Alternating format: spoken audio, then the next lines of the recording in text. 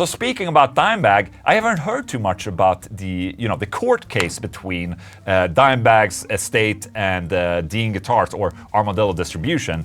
I haven't heard about that in a while. In short, the Dimebag estate left Dean Guitars a couple of years back, and now the Dimebag estate is suing Dean Guitars on a couple of several accounts. But most importantly, it's about who owns the Dimebag shapes and what they can do with them in the future. It turns out that Dean Guitars trademarked Dimebag's Razorback and Stealth back in 2007, but it seems that they did it wrongfully. So I've actually had the court case documents for quite a while. I got them sent to me from a contact, and these are public documents, by the way. You can get a hold of these yourself if you have a Pacer account or a lawyer friend or something like that. You can download these documents online, and then you can read into it yourself. Look at this, I made some notes about this court case right here. All these little yellow notes right here are my observations in this case. So I figured I would bring up a couple of the points that I see fit and interesting for today's Ola. I have read the court case through before, but I just sat down again and kind of like went a little bit more with a magnifying glass, looking into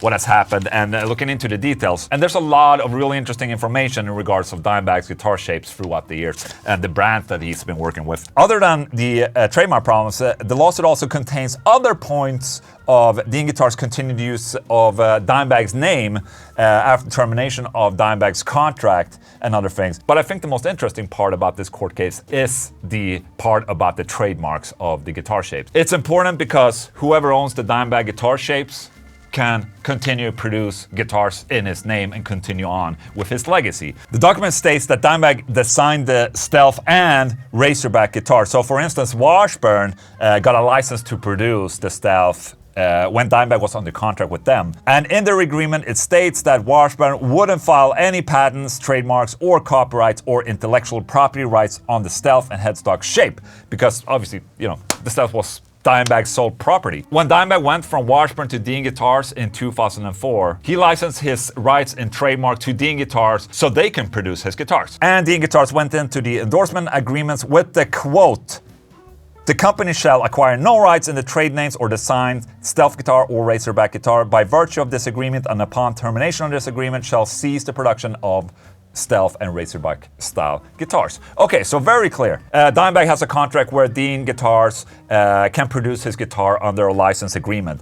But, Dimebag still being the owner of the shapes. Very standard, I would say. I had a similar contract with Washburn, for instance, with the Solar Type A that I brought into Washburn. This is very common when you have an artist who has his own design go into an agreement with a brand and let them build his design. Okay, so it's very standard. I've also been a part of this. Then, as we all know, Dimebag passed away tragically in 2004, and then Dean continued to produce his guitars under the agreement. And that continued all the way up to 2019, where the Dime estate decided to part ways with Dean Guitars. And at the end of the agreement, Dean Guitars has to stop making the Dimebag guitars. Simple as that. However, this is where it gets juicy. Let's dig into it.